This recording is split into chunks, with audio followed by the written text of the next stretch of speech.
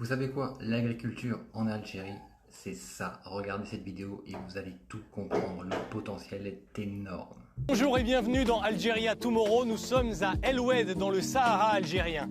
Une région aride qui est devenue un véritable pôle agricole international. Cela a permis de créer des milliers d'emplois et de renforcer la sécurité alimentaire du pays. On va voir ça. Dans le cadre de sa stratégie agricole, l'Algérie est partie à la conquête du désert. Plusieurs centaines de milliers d'hectares de terre sont cultivés dans le Sahara algérien. En quelques décennies, ces dunes de sable ont laissé place à des parcelles maraîchères, ici des pommes de terre bio. Un second souffle pour cette région devenue l'une des principales productrices de primeurs du pays. C'est un moyen pour nous d'encourager l'activité économique et de développer l'agriculture dans la région d'El Oued. Notre ambition est d'exporter notre production vers l'étranger. Je salue tous les agriculteurs qui, malgré ces conditions difficiles, ont réussi à fournir la meilleure production de pommes de terre du pays, un produit dont la qualité est reconnue mondialement. Le soleil toute l'année permet aux agriculteurs de produire à contre-saison et d'exporter des pommes de terre, mais aussi des tomates, des arachides ou des oignons. Ces pivots puisent l'eau dans la nappe phréatique et arrosent les parcelles bordées de branches de palmiers qui créent une sorte de microclimat.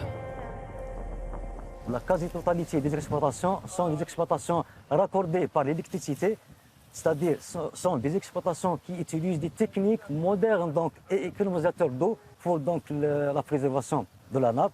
On n'utilise pas beaucoup de pesticides et j'insiste sur cette phrase-là, c'est une agriculture durable. L'agriculture est ancestrale à El Oued, surnommée la ville aux 1000 coupoles, qui coiffe les maisons de cette région. Ici, la technique traditionnelle est celle du khot, protégée par l'UNESCO. Les palmiers sont plantés juste au-dessus de la nappe phréatique, dans des cavités creusées entre les dunes. La récolte des dattes se fait à la force des bras.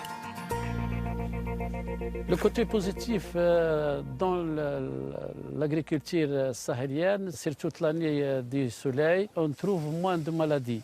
Les produits sahariens, c'est à 70%, c'est des produits bio. La phéniciculture a évolué en allant notamment chercher l'eau plus profond. Les 35 000 palmiers dattiers et 25 000 oliviers de ce domaine sont irrigués au goutte à goutte grâce à des forages allant de 300 à 2000 mètres de profondeur sous le sable. Des technologies modernes sont aussi utilisées pour la pollinisation, la fertilisation et la récolte. Ces machines permettent aux ouvriers de traiter jusqu'à 80 arbres par jour avec plus de confort. Quand on est rapide, on gagne plus d'argent. Donc c'est exactement ce que la mécanisation a fait, mais cela en gardant la durabilité de cette agriculture, en préservant l'oasis et l'écosystème oasien.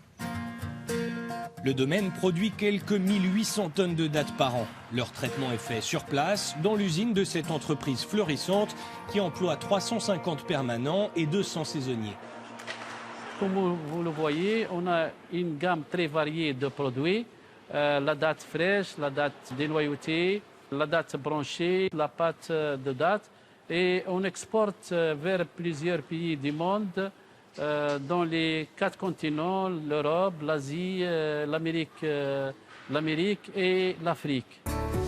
Pour sa sécurité alimentaire, l'Algérie s'appuie aussi sur de larges cultures verdoyantes plus au nord. Le pays qui, d'après l'ONU, compte le plus faible taux de malnutrition d'Afrique, veut aller plus loin et attirer des investisseurs étrangers. Par exemple, pour éviter de devoir importer la moitié du blé consommé dans le pays.